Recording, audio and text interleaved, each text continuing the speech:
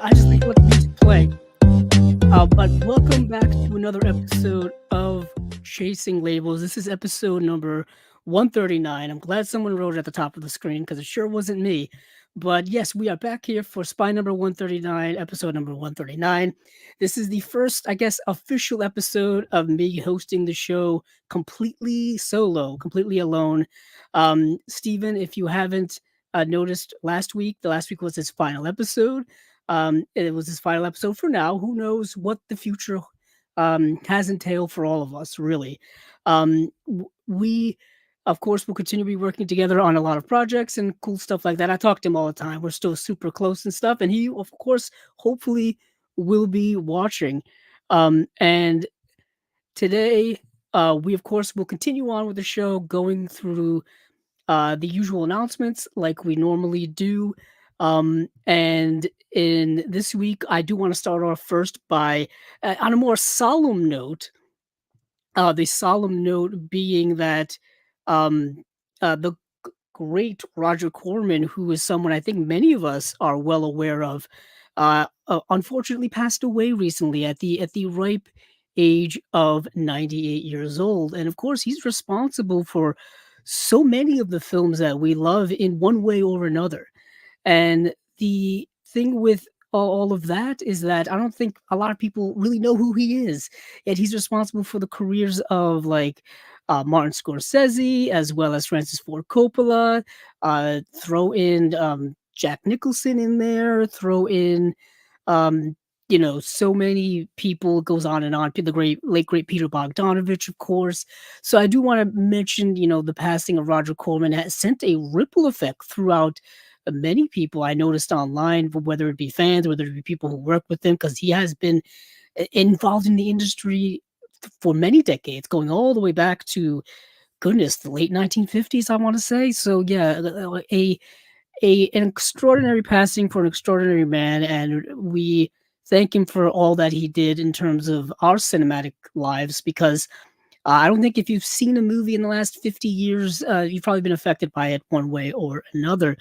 But um, moving off of that much solemn note, let's dive into a lot of the things that we like to dive into on here.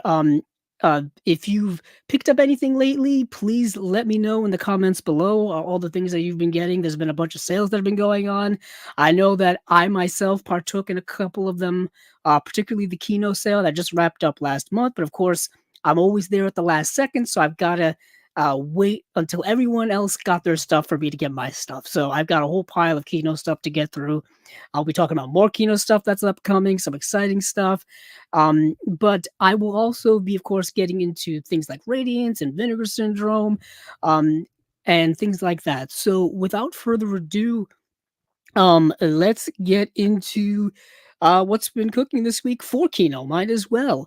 Let me go and see if I've got it up. I do have it up. Good preparing on my part. So, the first thing I want to start with is Kino is putting out a 4K UHD of Ang Lee's Brokeback Mountain. Brokeback Mountain is, I think, one of the best films of the last 25 years, 30 years, you could say. Probably the film that should have won Best Picture of the year it came out. But it's getting a 4K UHD release from Kino, and I think many of us kind of knew this was coming. I don't think it was hidden or anything. It was some big secret, but it is a 2-disc edition. It's a 4K UHD and also a Blu-ray as well, and it's coming with a plethora of special features. We get a new audio commentary by film historian, writer Julie Kergo, which is really cool. They seem to be on a bunch of extra features, typically in commentary form for Kino. I'm not sure if they're carrying over all of the kind of older features that were on the original Blu-ray and DVD release from many, many moons ago. I know I have it in my Ang Lee section somewhere over there.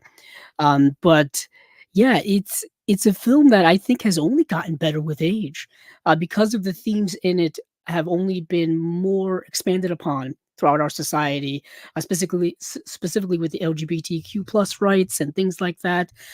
So the film was a little bit ahead of its time. I've always thought Ang Lee specifically is a phenomenal filmmaker.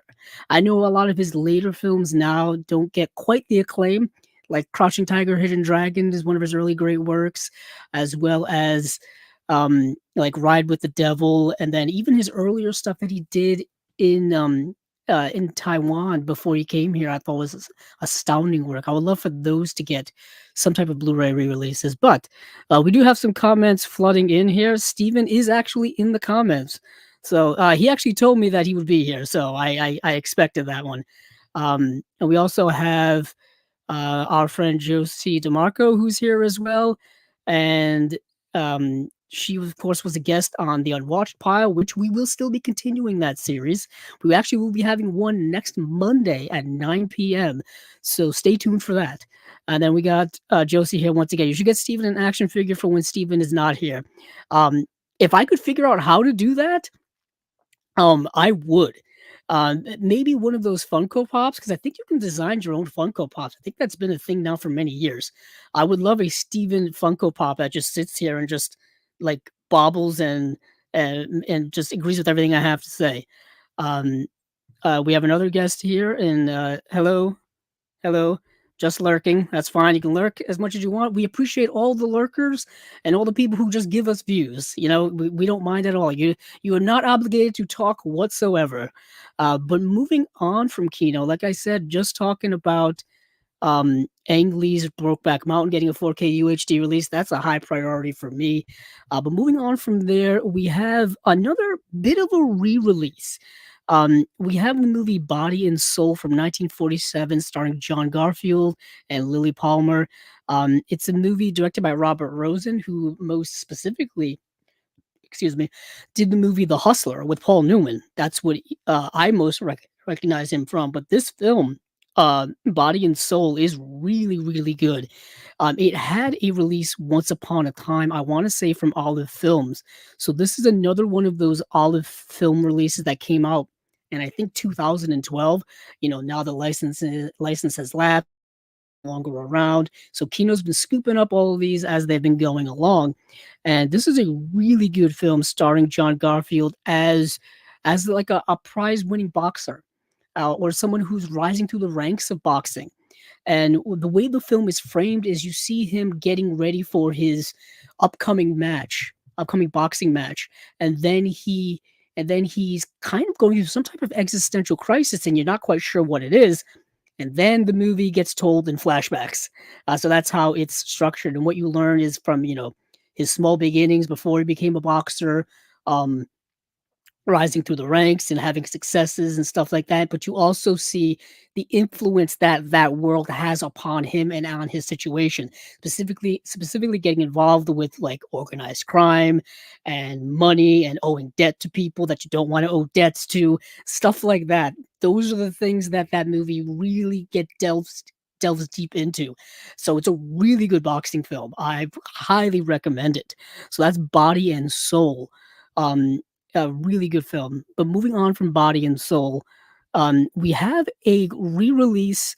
Well, not even a re-release. Kino's putting these out, but these are films that have already been put out by Imprint a couple of years ago. And these are movies: Come Back Little Sheba, The Country Girl, and The Rose Tattoo. Now, I happen to have both Come Back Little Sheba and The Country Girl in the Imprint editions. Maybe I have them in frame. Couldn't tell there. So you may be wondering, what is the big difference between these releases and the ones that Kino is putting out? The one thing that I can tell that is a big difference is that the release specifically for The Country Girl is coming from a 2023 HD master from a 4K scan. This edition does not have that. This, I think, came out in 2021, so that would be before that was even made.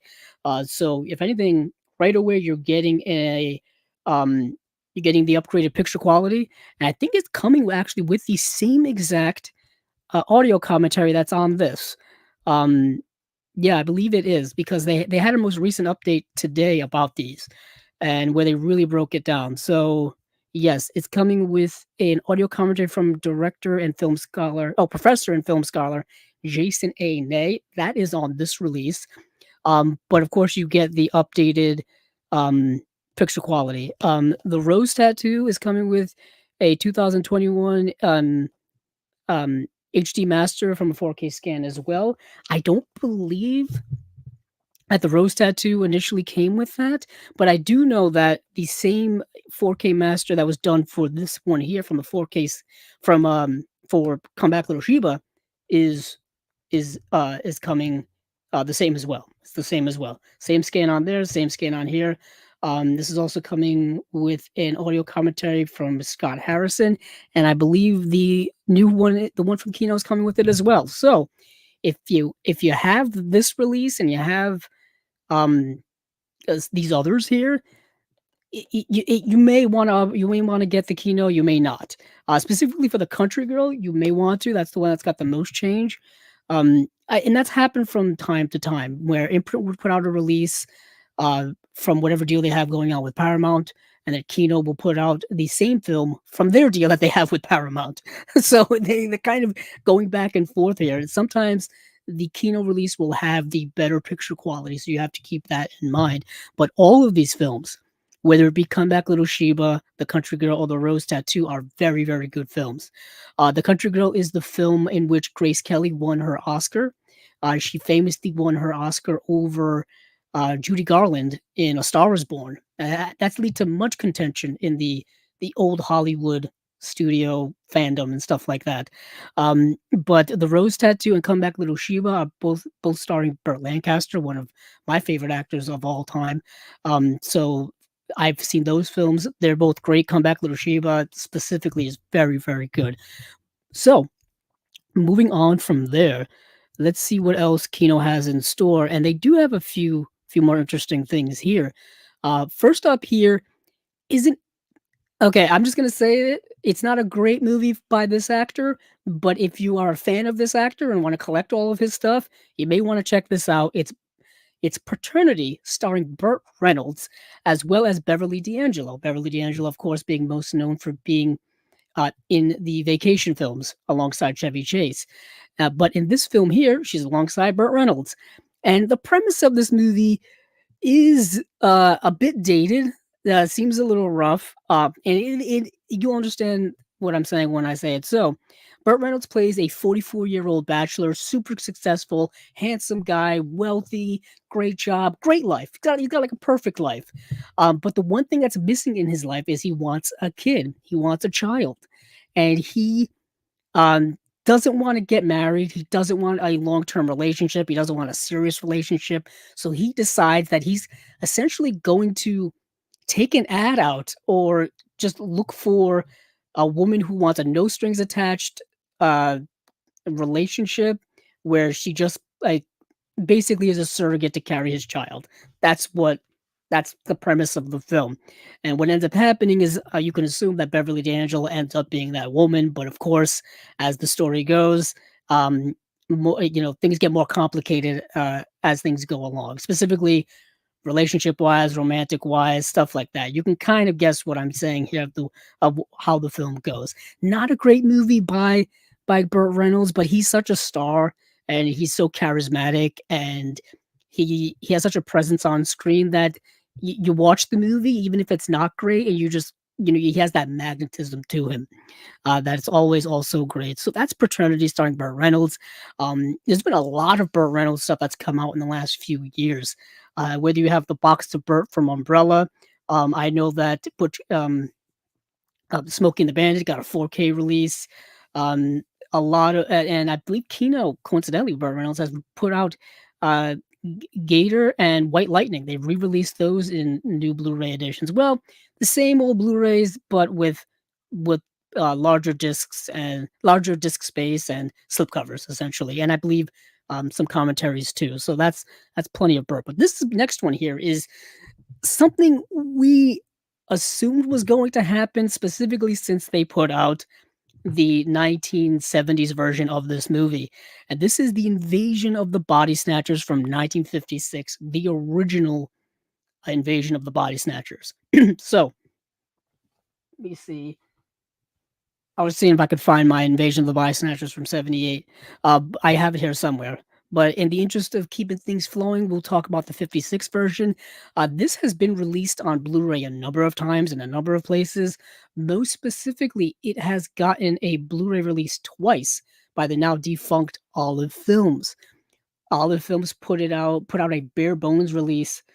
Probably, sir, I'm gonna say 2012 as well, around that time period, because I know because I have it, and I'm looking at it right off camera right now in my horror section. So it's sitting right there taunting me. And they're actually using the same original artwork that it was for the original theatrical poster, right up front for the slipcover, and I think it has reversible art that's also different. So that's pretty cool. But that bare bones release, like I said, nothing there. So they re-released it a few years later in their Olive Signature line. Their Olive Signature line being their more deluxe line, being their kind of Criterion line where they would give these movies new transfers and put a bunch of special features on it. They did it for a number of films. High Noon, Macbeth, the Orson Welles film. They did it for New Leaf. They did it for a few films, but anywho, they did it for Invasion of the Body Snatchers. And if you have that disc, it's a great release. I unfortunately do not have it. You can still hunt it down. You can find it on like Amazon and other places like that. You can still get it, and you may want to get it because there are special features on that disc that will not be included on this Kino release. This Kino release, while containing most of what's coming on that disc, will not be containing everything, but it will be containing some new things, specifically 2 new commentaries. So in total, this release will have 3 commentaries. Uh, but the 2 new ones will be an audio commentary by film historians Steve Mitchell and Nathaniel Thompson, and then a new audio commentary by professor and film scholar Jason A. Nay. And yeah, there's 3 features on that Olive Signature Edition that's not carried over, so you may want to keep that. Um, if you're a completist and if you want, I guess, everything Invasion of the Body Snatchers, um, you will want that. But what this release does that that one doesn't do, nor I think any other release has done, is it is coming in 2 different aspect ratios. It's the 200 to 1 and the 185 to 1. So, the 185 to 1, I believe, is the intended aspect ratio, or I could have it reversed. Don't quote me on that. But you get the aspect ratio that it's always been in, and you get the aspect ratio that the director intended it to be, which is always super important for us aspect ratio enthusiasts. We always got to have the movies looking exactly the way they're supposed to look. And if we don't, we get frustrated. I know I do.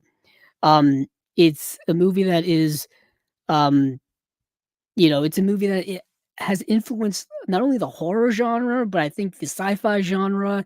I think just movies in general. There's always some type of reference to Invasion of the Body Snatchers or a take on the Invasion of the Body Snatchers. I, of course, think of The Faculty, which is kind of a 90s teen version of that. Great movie. I'm still hoping we're going to get that release from Shout Factory or Scream Factory or anyone. Just give us a good release of that movie, please. Um, so that is Invasion of the Body Snatchers. Let me go take a look at the comments. I agree with Steven when he said that Comeback Little Sheba is amazing. That movie has so much depth in it, so much contemporary universal depth in that film, thematic depth that I mean, that it's phenomenal. I highly recommend people watch that any way they can. I streamed it on the Criterion channel when they had a whole Burt Lancaster collection. So I just kind of went through a bunch of his movies. So Josie DeMarco, of course, did has some first time new watches. Daughters of the Dust is a great film. There's a Blu-ray of that from Cohen Media. That's relatively new. Great film. Bamboozled by Spike Lee, the movie from 2000 that has a Criterion Blu-ray release, may have one of the most controversial like covers you've ever seen for a Blu-ray release ever, but the movie itself is commenting on it or commenting on what the cover is depicting. So that film is really good. It's Spike Lee like biting commentary. It's Spike Lee um kind of assessing the history of racism in movies and entertainment that has existed pretty much since its inception all the way up to that time and till now. So it's good Spike Lee film. Good Spike Lee film. Also, Night Shift, the Ron Howard film, which I think I've talked about before, is a great like comedy the from the 80s. A little bit of its time, but I think really, really good. I have an old Snapper case DVD of that I have to upgrade because every time I see the old Snapper case DVD cases, I get upset with myself that I still have them floating around. They get stuck on everything. If you try to get it out, it's going to be stuck on the DVD or Blu-ray next to it without without fail. So moving right along here, let's move to what else Kino's got cooking here. I do want to mention this a little offhand. They do have their Kino Cult #9, and this is a 4K UHD release of an Umberto Lenzi film, and that's kind of the reason why I'm mentioning it. I'm mentioning it because it's an Umberto Lenzi film. If it wasn't an Umberto Lenzi film, I don't think I would care too much about it, but I got to watch it last night. It is streaming available, I think, on Plex and Roku TV, I think, for free with ads, of course. But this is a 4K UHD and Blu-ray dual disc. It's coming from a 2019 UHD SDR master by Studio Canal from a 4K scan of the 35 millimeter original camera negative. And there's an audio commentary by film historian Sam Deegan, which is really cool. This movie, the way I would describe it, um, wow, I didn't realize that. I watched the movie last night, and I didn't realize Michael Parks was actually in this movie. But John Saxon and Michael Parks are in this film, and basically, it's Umberto Lenzi doing Spring Breakers circa 1989, but having a horror slasher twist to it.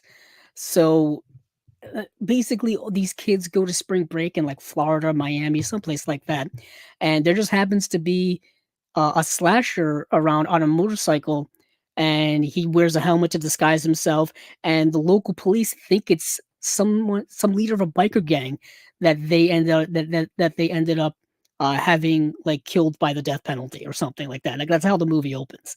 Um, and so this whole time, this biker's kind of going around and doing his thing, committing all these murders, and like the police are trying to find him. Then these kids are trying to find out what's going on. Like, why are their friends keep dying? Like, what's happening here? It's a fun 80s slasher with Umberto Lenzi at the helm. But if you have the Umberto Lenzi box sets from Severin, the Lenzi Baker set, as well as his Violent Years set, or Violent Streets rather set, and you just want more Umberto Lenzi, there you go. It's a later Umberto Lenzi though. It's like 1989, and it was in like the last crop of his films. It's completely different than the Lenzi Baker films and even the Violent Streets films in terms of tone. Like you wouldn't have believed that it was Umberto Lenzi until you saw his name on the credits. Like that's how different it is.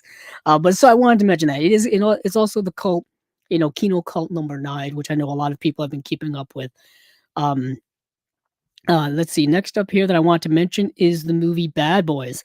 Now, not the Michael Bay film with, Will Smith and Martin Lawrence. It is the movie starring Sean Penn, the one from early on in his career, early on in his career from 1983. This movie stars Sean Penn, Issei Morales, Clancy Brown, Ali Sheedy, Alan Ruck is in the film.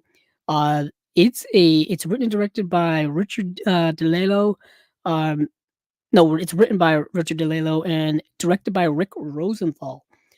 The reason why I mentioned Rick Rosenthal is because he's done a lot of TV in his career, but he's also, I think, most famously known for doing Halloween 2, the sequel to the famous, John Carpenter Halloween.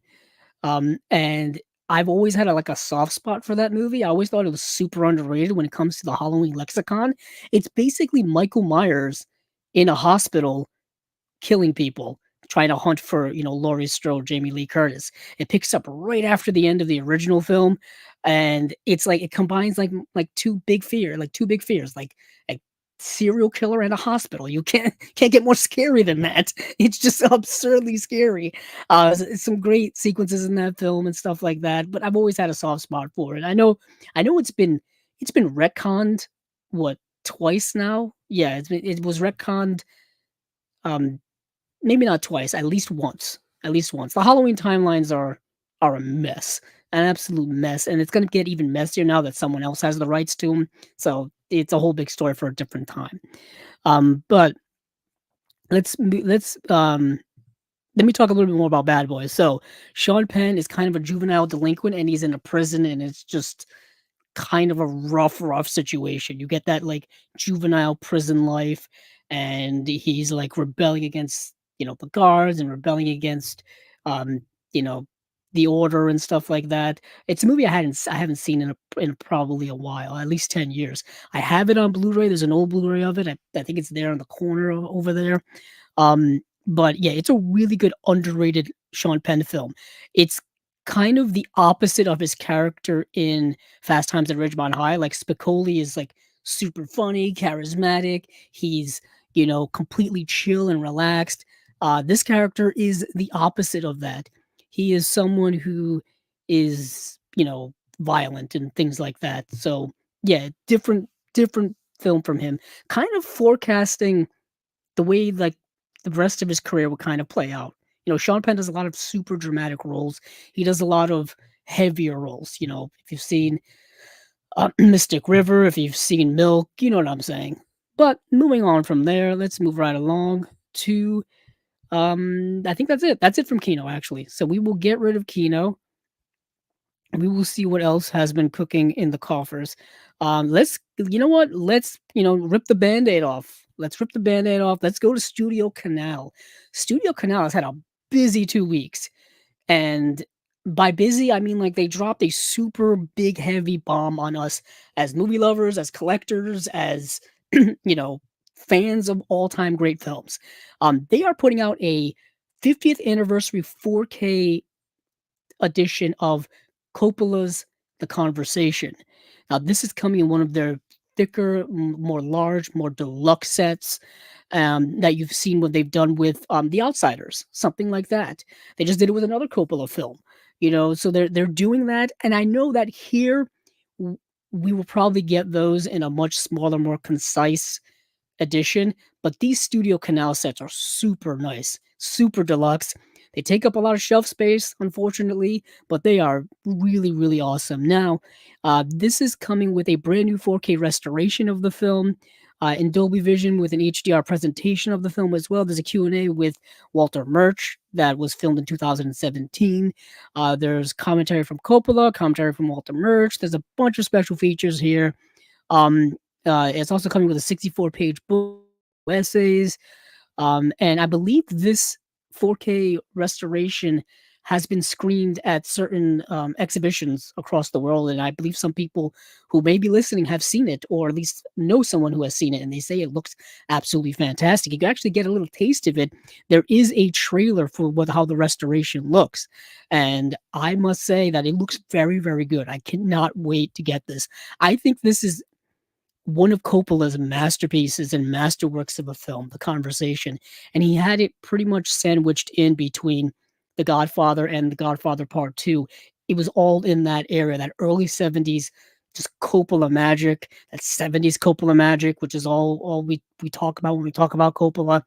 Yeah, um, it stars Gene Hackman, and he is someone who you hire if you want to like spy on people, and the movie is so much more than that.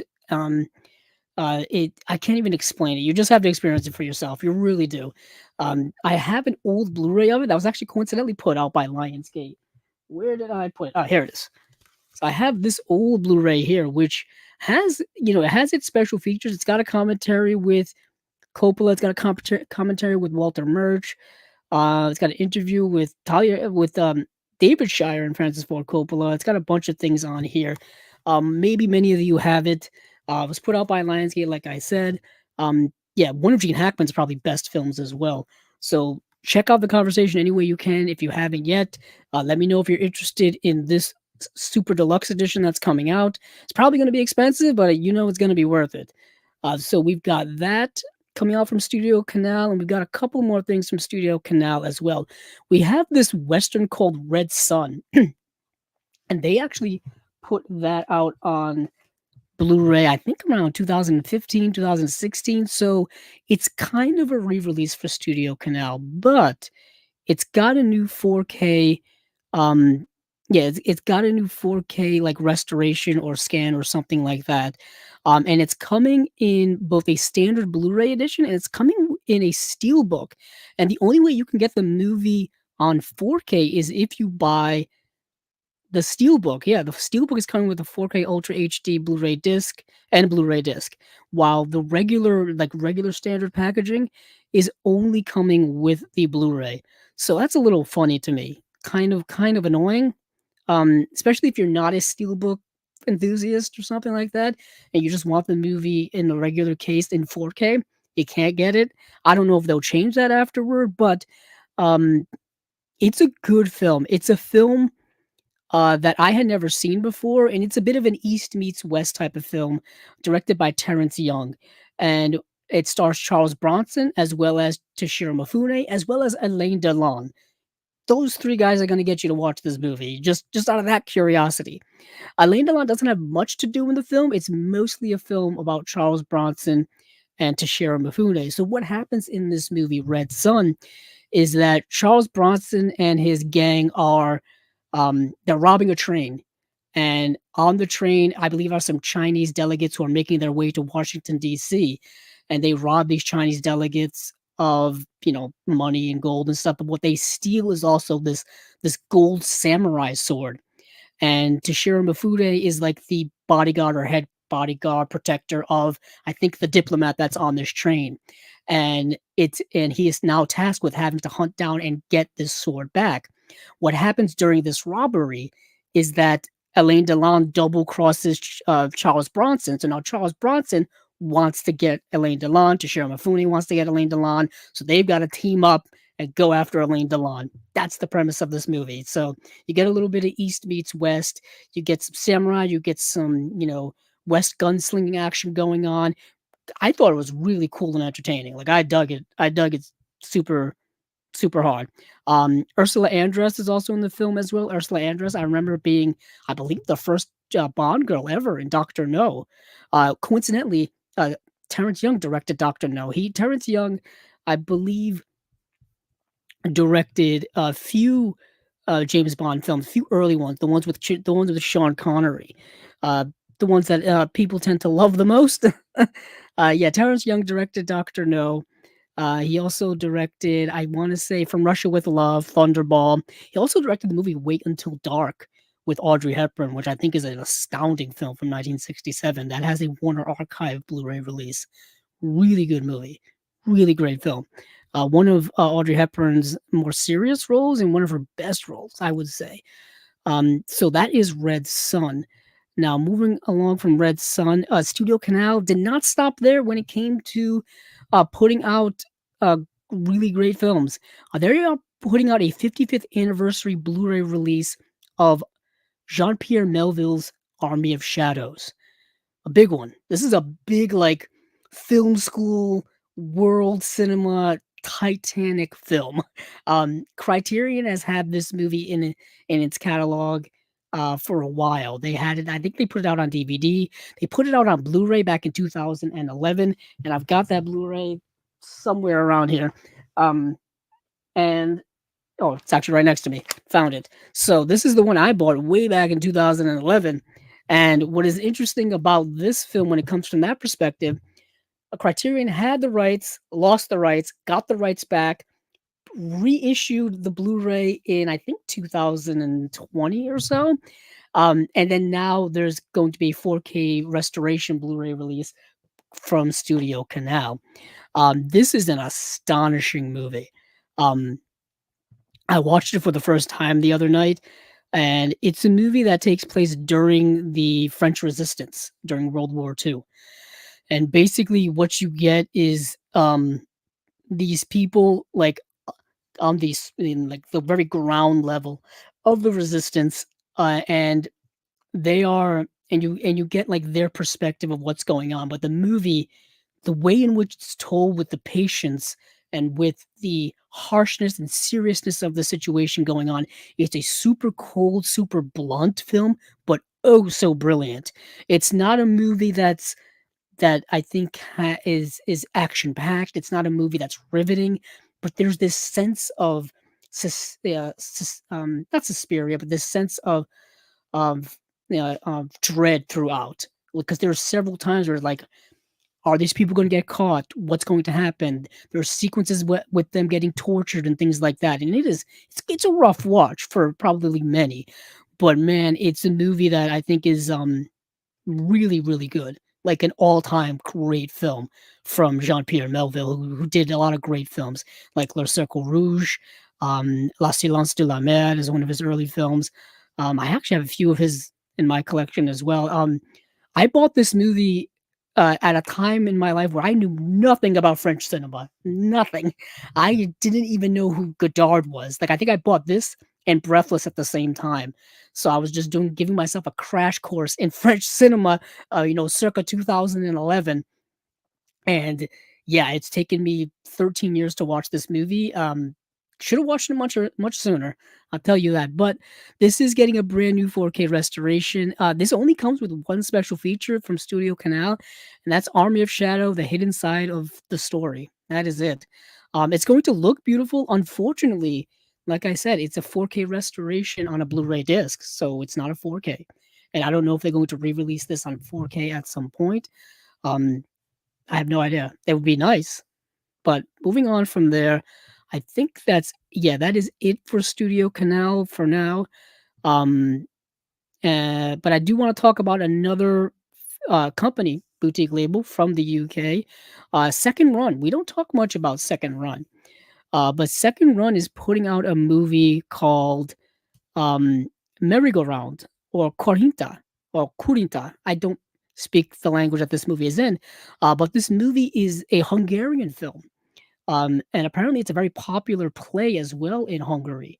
And they apparently they show it all the time and people go and see it and they love it. And this is a very, very fantastic movie, like excellent film. So um it's a movie that is it came out in 1961, but it really is more of a depiction of post World War II, um, post World War II Hungary, what that world, what that people look like, what their society looked like, and all of that. It is a phenomenal film. So in a rural scenery in the throes of difficult changes lives a humble but promising young farm girl called Marie Pataki. Her father forbids her from seeing the man she loves. The father, above all, preoccupied by work on the fields and prospective wealth, decides to give his daughter in marriage to an old rich man with whom he does business. And basically, it's one of those kind of situations going on here. It's a movie that um, is dealing with very humanistic type things going on in a culture that we kind of see permeate through to today. This kind of patriarchal society, this society in which the fathers make all the decisions of the family. The fathers are the ones who pick the suitors for their daughters based off of, in this case, it's someone who has a farm. You know what I mean? We think it's a throwback, but those ideas, that type of sexism permeates through to today. I think. Well, this is a film from 1956. I'm sorry, I'm thinking of another film from 1961 that I think I'm going to get to later, but this is what I'm talking about now. Really good film, really excellent film. Complete blind watch for me, and yeah, it's an excellent film. It's also, like I said, it's called Merry-Go-Round, which is an interesting title. I feel like it's a metaphorical title. You know what I mean? But yeah, so that's coming from Second Run. Um, let's see what else is cooking here. Before we get to kind of the bigger ones of the week, see what else I pulled up. I should probably check my notes at some point. There they are. I think so. That's it. I guess we'll go to some of the bigger ones of the week.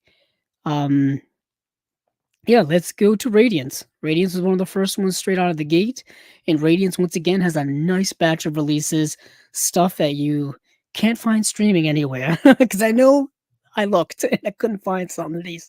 First up here is Viva la Muerta. Viva la Muerta is a film that I caught my eye in terms of the general premise of it. Um, so at the end of the Spanish Civil War, Fando, a boy of about 10, tries to make sense of war and his father's arrest. His mother is religious, sympathetic to the fascists. His father is accused of being a Red.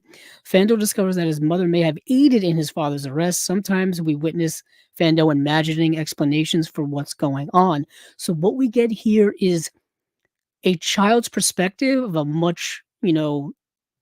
much more complex and serious world, dealing with politics, dealing with war, dealing with obviously a mother and father who are on different sides of the political spectrum, and what that can lead to. What I've also heard about this movie is that it's got a lot of surreal moments, surreal moments that rival like Louis Buñuel. Like I've heard Louis Buñuel's name come up numerous times in this. The English language title for the movie is Long Live Death, which is a fascinating title in and of itself. But yeah, this movie, um, I want to check out, but it's not really streaming anywhere. Don't be fooled if you go to like justwatch.com or if you go to Letterbox, it says that it's streaming on Canopy, but when you click on the link to go there, the page doesn't exist. So it's not streaming on Canopy. It may have at one point, but it currently is not. And yeah, it's a movie that I really really wanted to see. So that's Viva la Muerta or Long Live Death, which is a heck of a title, if I do say so myself. Next is Tokijiro Lone Yakuza. This is another film I could not find streaming anywhere, and this is a movie that the synopsis says Tokijiro was the unfortunate uh, Tokijiro has the unfortunate duty, according to the code of the gamblers, to join in the fighting when afforded a night's stay and meals at the home of a town boss. Though he dislikes killing, the strength of his swordsmanship will be tested time and time again in the bloody tale. Um, yeah, it's a Japanese film. So you're dealing with yakuza. I'm interested. You know what I mean? You're saying like keywords that pique my interest. And I think it's a movie by a director who's actually other films I have seen. So he directed I the Executioner, and he directed By a Man's Face Shall You Know Him. I believe By a Man's Face Shall You Know Him has been put out by Radiance in the past.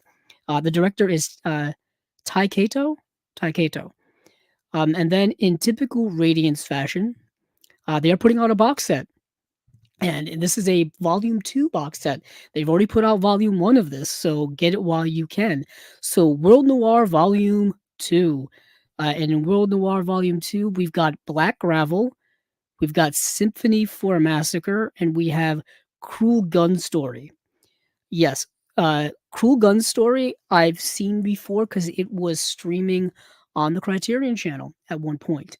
I think it still is actually. You can check that out there right now if you have it, or if you want to sign up for a free trial just to watch Cruel Gun Story. It's part of their Japanese noir collection. That's where I watched it, so that gives you a sense of what that film is. It's similar in the vein to like Branded to Kill or Tokyo's, not Tokyo Story, but the other Seijun Suzuki film that Criterion put out that I can't remember at the moment. But think of those films. But the film that I was just talking about that I screwed up with the other one is Black Gravel. This is a film that is dealing with um it's actually dealing with post World War II Germany. It's dealing with post World War II Germany, and it's dealing with um Cold War type things going on, but it's so much more on a human level. So, for those of you who don't know, after World War II, the victors, the Allies, United States, Great Britain, et cetera, they occupied like Japan and they occupied Germany for a long while afterwards. So they had military institutions and they're pretty much, I guess, as a policing force, essentially. There's so much more that goes into it. But in this movie, you kind of get that sense of what that life was like for the people living there, for the people who are kind of the regular folk, the people who, um, perhaps took part in the war, but perhaps were more on the home front. You know what I'm saying? And that's a big part of what this movie is. So, So Sonin is a town built on vice for the occupying American forces in Cold War Germany. This is 1961. Robert, a local truck driver who sells off gravel from the site he works on as a side hustle, runs into an old flame, Inge. Inge is now respectively married to American officer John, who runs the site. Driving in Robert's truck, tragedy strikes, and he and Inge must do their best to cover up a pair of dead bodies. Okay, so what? So with that setting, you've got obviously there's going to be tension already there from the German people as well as the American forces, culture clash, all this kind of stuff. And then now you add the element of uh, murder on top of it, and then hiding murder complicates situations so much more. But what the film also does is it kind of bounces around to other characters and what they're doing as well. So you get kind of a cross section of what's going on in this small town that's being occupied by American forces, and you just see this world that's there and just like what it's like. It's fascinating film, really great film. It has been restored by the Frederick Wilhelm Murnau Stiftung, which is the German company that restores a lot of German films. I see them restore a lot of like Murnau films from the 1920s, something like Nosferatu, things like that. Yeah, so this is a great film.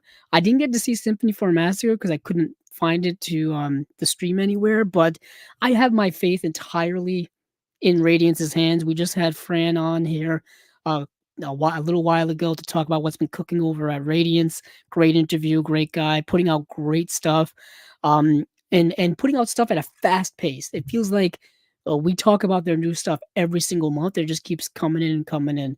So that is Radiance. So moving on from Radiance, let's go over to Indicator.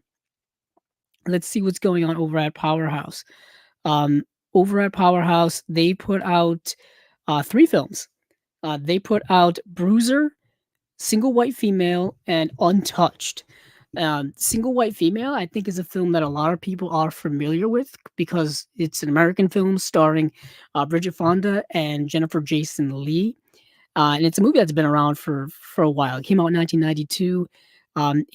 It's a film that um, it has been referenced in pop culture many times over. It's directed by Barbette Schroeder, who did the movie Barfly with Mickey Rourke, which is a great film. Highly recommend that film. I still need to get, if I can track it down, the imprint release. They did a nice deluxe release of Barfly with Mickey Rourke in it. Yeah, this is an interesting kind of 90s psychological thriller where Jennifer Jason Leigh's character breaks up with her fiance or boyfriend, and then she's looking for a new roommate. So, she puts an ad out, she interviews people, and then she ends up um, basically inviting Bridget Fonda's character to be her roommate. But there's something not quite right going on with the Bridget Fonda character. There's something not quite okay with certain things that she does. She ends up becoming obsessed with the Jennifer Jason Leigh character. So much so that it becomes very, um, antagonistic, very bad, very violent. As obsession tends to take over you, that's the path that tends to go down. So Single White Female is that movie. I'm pretty sure many people have seen it. I went on the letterbox there after I watched it, and so many people I follow had seen the movie already. And I think it's gotten a release here once upon a time. Let me see. Single White Female has yes, it did. It got a release here in 2018 by Shout Factory, and it's still in print. So many of you probably have that release in your collections already. Um, yeah, this one here just says high definition remaster. It's got a commentary by director Barbette Schroeder and editor Lee Percy, and associate producer Susan Hoffman.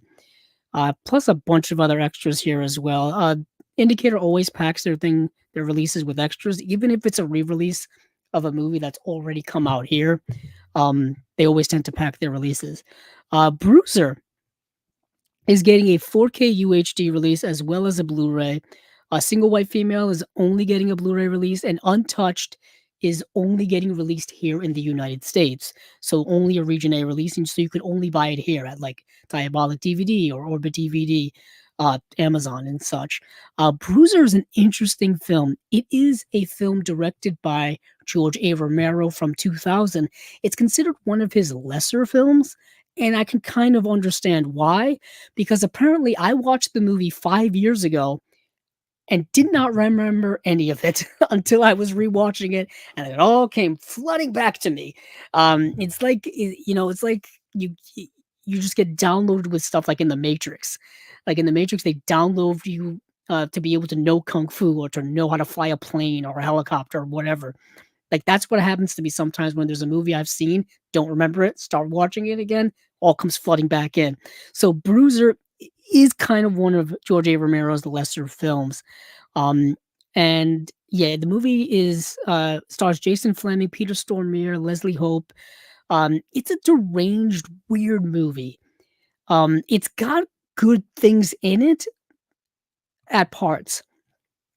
So the movie feels like kind of George A. Romero doing a deranged version of American Psycho, in the sense that you have this character portrayed by Jason Fleming who works at this magazine called Bruiser. He's got this super overbearing, super wild, super unhinged boss in Peter Stormare, who's playing it to the nines in this movie. If anything, watch the movie for Peter Stormare and his wildness.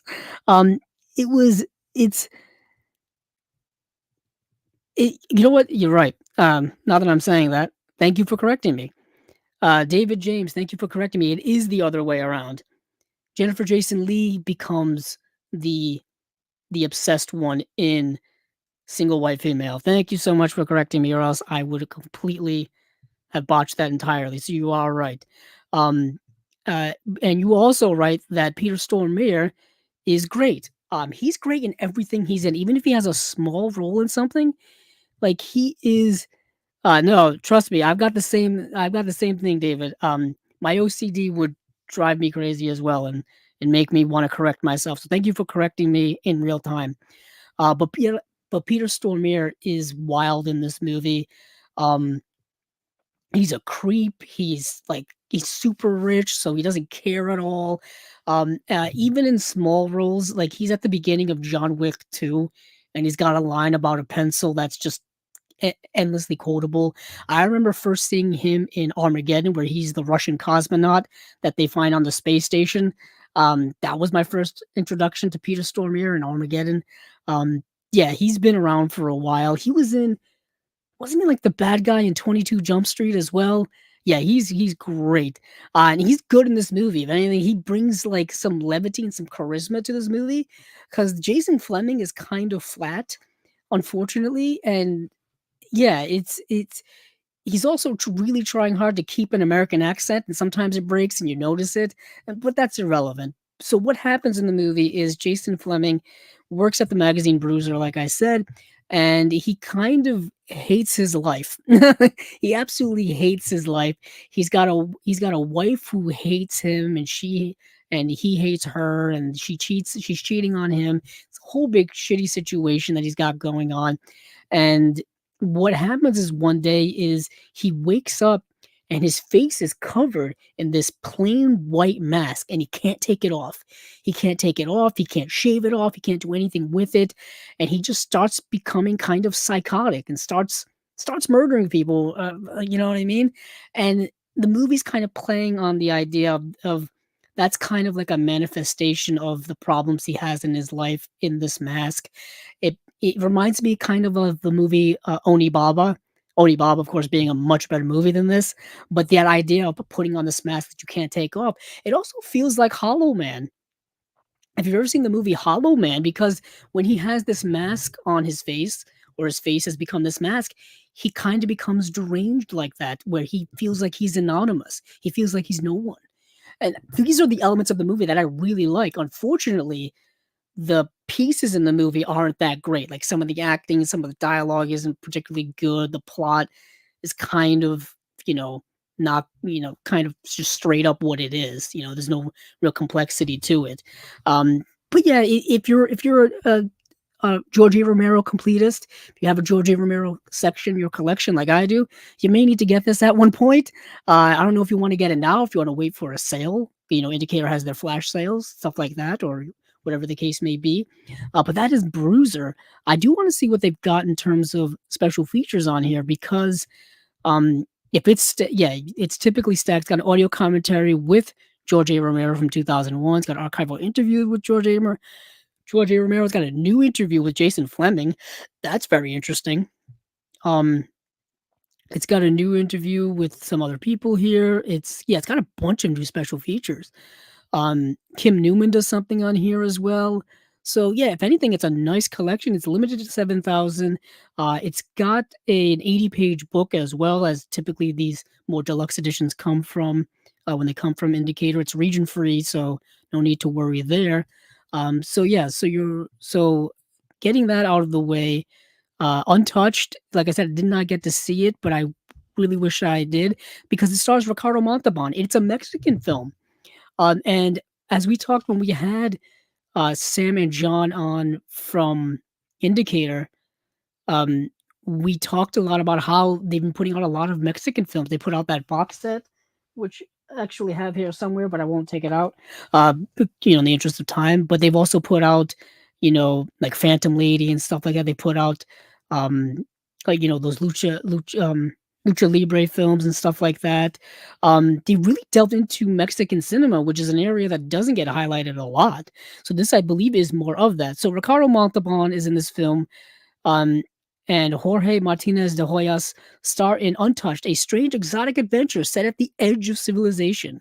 Scientist Federico, portrayed by Montalban, is tasked with taking a journey into the jungle to search for a rare medicinal root. When he becomes desperately lost, he is rescued by a farmer and soon begins a torrid affair with the farmer's beautiful daughter. Directed by Roberto Galvedon, co-written by Louis Buñuel's regular screenwriter Louis Alacoriza, um, and shot almost entirely on location. Untouched is finally available, fully uncut and uncensored, on Blu-ray for the first time anywhere in the world. Coming from a new 4K restoration, but done by UCLA Film and Television Archive. Um, and yeah, it's got interviews on here. It's got an audio commentary. It's got a booklet with essays as well. So this is a nice little kind of undiscovered film. I've never heard of it until now. So I'm definitely interested in this. So yeah, so good solid 3-film slate from Indicator. Moving on now, I think we've come um interesting close here to the end. I just want to check my notes to make sure that I've got things all in tow. I do want to move on. The last thing I will probably be talking about will be Vinegar Syndrome, and I believe that's where I'm going to go now. Yeah, let's go over to Vinegar Syndrome. So Vinegar Syndrome, of course, they're having their Black Friday sale on Friday the 24th, starting at 12:01 a.m.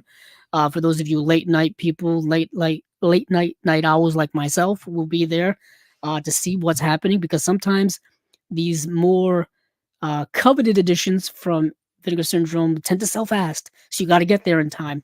But yeah, the only one that's new coming from Vinegar Syndrome proper is this movie Riddle of Fire. So Riddle of Fire is an interesting movie done in the vein of like a Time Bandits or a Goonies.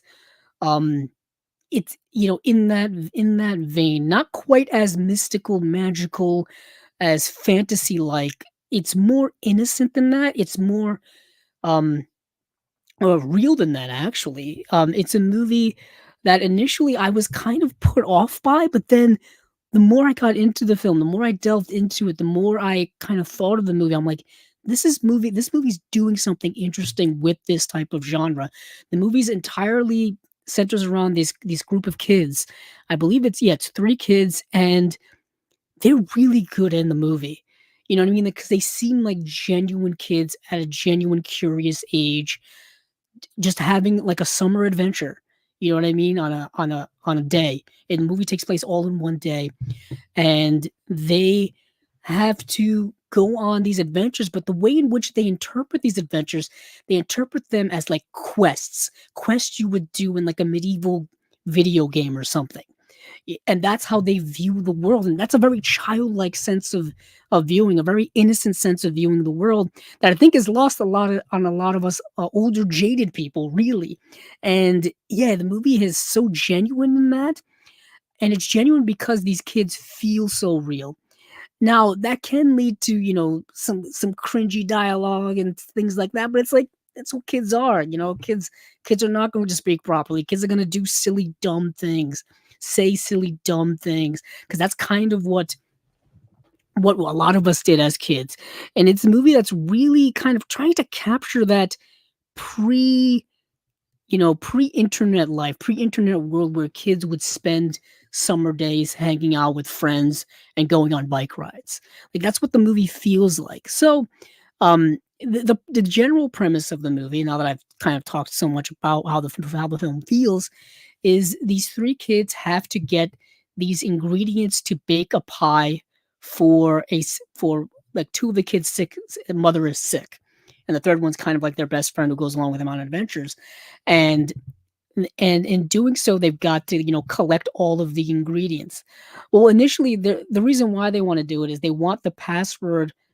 um they want the password for the TV because the TV has been child locked by the mother. So the mother is sick and she won't give up the password for the TV because she doesn't want the kids sitting in front of the TV all day, rotting their brains, eating candy and cake and stuff like that. So in order for them to do this, they're like, how can we make our mother feel better to get us this password? They're gonna buy a pie. Well, the store they go to doesn't have the pie that they want to buy. So they go to the woman who bakes the pie. She's sick, she can't bake pies. So, okay, we're going to get the ingredients to bake the pie ourselves to give to the mother. And then that spurs this whole adventure of them hunting down specific ingredients. The specific ingredient is a speckled egg. And they end up getting caught up in this adventure with these poachers that are now portrayed as like these ogreish bad guys as a witch with magic and stuff. It's a really fun movie, but keep in mind the movie is very indie. It's very low budgeted. It feels like someone made this on a very shoestring budget, so it's not really polished as most Hollywood productions are. But I think that lends to the charm of the movie. It really lends to the general reality of it all. So I really dig the film a lot. It's called Riddle of Fire, a movie that came out in I think 2000. It's a recent film, 2023. So it is also 114 minutes, a little long, but you have fun going along on this adventure. But moving on from the Vinegar Syndrome proper, but I just also want to say a lot of the stuff that's up for pre-order that I think is releasing during the sale will be a Navy SEALs China O'Brien, Homegrown Horrors Volume 3, Dangerous Game from the Cinematograph, um, Cinematograph, yeah, something like that. Can never pronounce it, still to this day. But from their new line they're going on. So moving over to the partner labels, which is the place where Steven and I have delved into so much great, like treasures of the unknown, I would say. Um, Treasures of the Unknown. So they had 11 announcements or so this week. One of them being an actual re-release from our buddies over at Canadian International Pictures. They're re-releasing Amityville Curse, but this time they're re-releasing it with a new slipcover with new artwork. But it's the same movie, same release, same special features, all of that stuff. Now it just has a new slipcover. Unfortunately, you cannot just buy the slipcover itself if you've already bought the movie. You have to buy the movie again. But I guess you could, in theory, then sell the extra copy of the movie that you have to recoup your funds. You could do that. Or if you haven't bought Amityville Curse at all yet, you can just buy this re-release. But so they've done that. And let's just go through some of the highlights of this for me. Uh, there's a movie here from Shudder called Brooklyn 45. It's a movie that you can stream on Shudder right now if you have the Shudder streaming service, that horror movie streaming service. Five military veterans, best friends since childhood, gathered together in a Brooklyn brownstone several months after the end of World War II, and the metaphoric ghosts of their past become all too literal. So what you get here is all of these like World War II Army veterans gather together essentially for a seance, and they unleash some type of ghost from the past that they probably didn't want to do initially. And then what that ends up spurring is them kind of like confessing certain deep down heavy secrets and all kinds of stuff. Um, cool indie movie, really good. All takes place in one setting. Worth a watch if you have Shutter. I'm not sure if it's worth buying this release straight up for it, but if you're a fan of horror, I wouldn't stop you. I wouldn't stop you when it comes to that. It's called Brooklyn 45 because it takes place in Brooklyn in 1945. Um, yeah. Uh, Houseboat Horror, which is being released by Umbrella Entertainment, is actually a re-release that Umbrella has already put out in Australia. A kind of a low-budget cult horror film that slasher film. Basically, it's a slasher film on a boat. That's the movie. Um, Speaking of re-releases here, I do want to say that Film Movement has two films they're putting out here, or two releases, and they're both re-releases. And the ones that they've got that they're re-releasing is Samurai Wolf 1 and 2. Samurai Wolf 1 and 2, not only is it getting a re-release now, it was put out by them several years ago, and it's also getting, I think it's already gotten a re-release from Eureka. The Eureka releases actually have, I believe, extra features that this release doesn't have. And I've seen the first Samurai Wolf, and I think I've talked about it before. Really great movie. Really great samurai action film. Yeah, Eureka's release came out in January, and their original release came out in May of last year from Film Movement. So we've talked about Samurai Wolf 1 and 2 numerous times. The other movie that I believe is getting a release from them or a re-release from them is the movie L'Important C'est d'aimer, or The Most Important Thing, Love. This is a phenomenal movie. This is an astonishingly great film. This film is directed by Andrei Zulawski. If you remember, Eureka put out an Andrei Zulawski box set last year, I believe. Um, Let me make sure I'm not lying to you all, as I like to make up things sometimes or misremember things. Yes, the Andrei Zulawski 3-film box set came out last August from Eureka Entertainment. It contained the third part of the night, the devil, on Silver Globe. Yeah, Andrei Zulawski is a fantastic director. Um, he is, of course, probably most well known for Possession, which I am holding out on adding to my collection until the Second Sight 4K release comes out, which I know is coming. They told us it's coming, so I really hope that it comes out sometime this year, or at least we get more details on that soon, because I want more Andrei Zulawski in my collection. Great director, putting out really great films, and this film here is one of them, in my opinion. This movie came out in 1975. Let's see. Let me get to the premise here.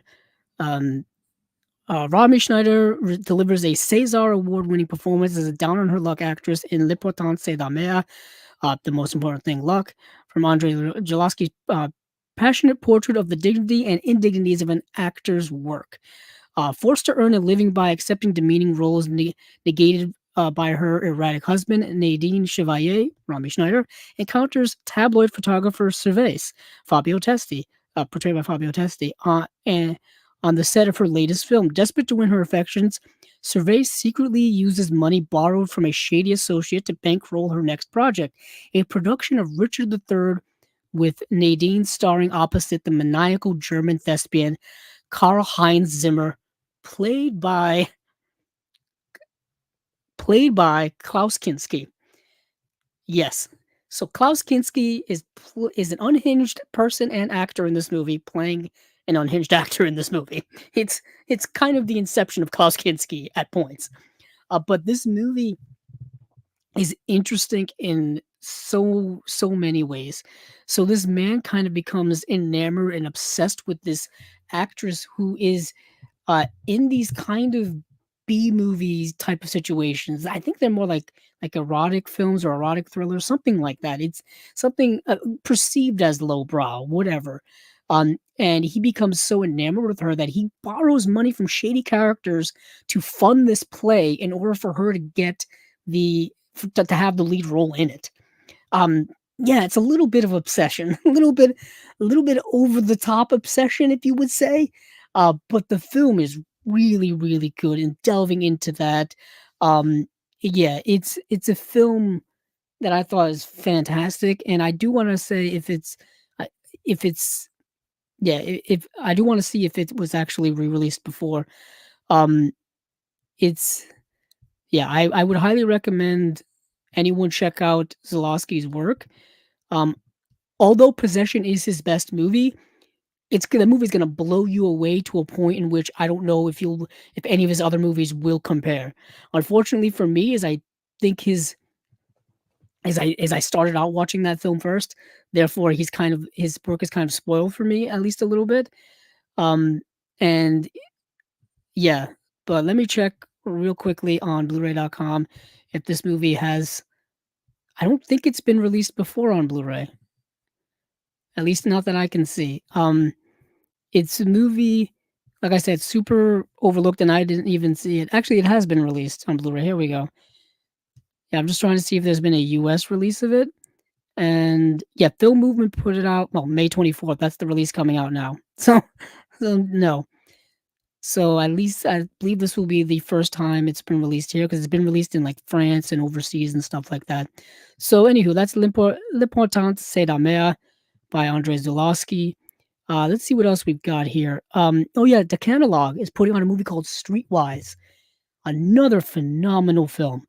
Like this movie is really good. It's told in a way that feels like this ethereal dream at times. I felt the same way about this movie, the same way I feel about watching a Wong Kar-wai film at times. It's not quite to that level of dreamscape, but it's giving those vibes. It's giving that energy. Um, and yeah, so a bracingly bleak, yeah, it's a neo noir. It's a bracingly bleak neo noir soaked in sinister atmosphere. There's that Wong Kar-wai atmosphere. Um, the director is Jajwal Na. Uh, so Na's feature debut focuses on Dong Ji, a 21-year-old debt collector making a dishonest living in the bustling criminal economy in Sichuan province of Zhenwu, all while aspiring to a better life than that which his ailing ex-gangster father has lived.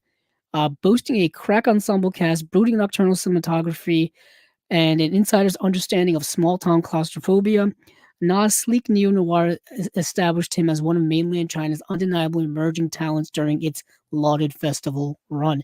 This movie came out in 2021. It's a Chinese film. There is an interview with the director on here. I'm fascinated by what he has to say about this movie. Really good film. And the lead character has this romance friendship with this other woman in the film, and it's interesting the way in which this film is told, this way the story is unfolded is fascinating. I can't quite capture it correctly. Just trust me when I tell you it's interesting if you like movies of this nature, very avant-garde, a little bit surreal kind of told, with not quite a linear plot. I'm not saying like the plot's like back and forth or we're going in reverse like Memento or anything like that, but just like the movie doesn't really have a concrete plot to it. You're mostly just kind of floating around in character situations, in moments, and just kind of seeing the people's lives. Really good movie. Beautiful cover art here by Tony Stella, whom we've had here as a guest on Chasing Labels in the past as well. So yeah, I'm definitely interested in that. Um, I think that's about it when it comes to the things that I watched and things that I'm really interested in. Things that I would definitely things that I can firsthand recommend would be the things I just recommended. And that is it for Vinegar Syndrome. And I think that's it for everything I have to talk about this week. The chances are I forgot to put something in my notes or I forgot something along the way. That just seems to be the way I am.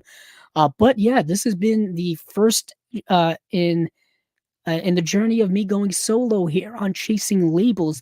Like I said earlier, we are doing our Unwatched Pile new episode this coming Monday, May 20th, streaming here. live at 9 p.m. Eastern Standard Time. There, of course, is the previous interviews we've done here, the previous on Watch Piles, previous episodes are on our YouTube channel. They're also on Apple Podcasts, like Google has them as well. Um, you know, everybody everywhere podcasts can be found, pretty much you will find Chasing Labels there. Um, if you have any questions for me, definitely, put it in the comments below. We're just here to talk about movies, talk about movie releases, all that kind of good stuff. So, without further ado, um, keep on watching those movies because I know I will.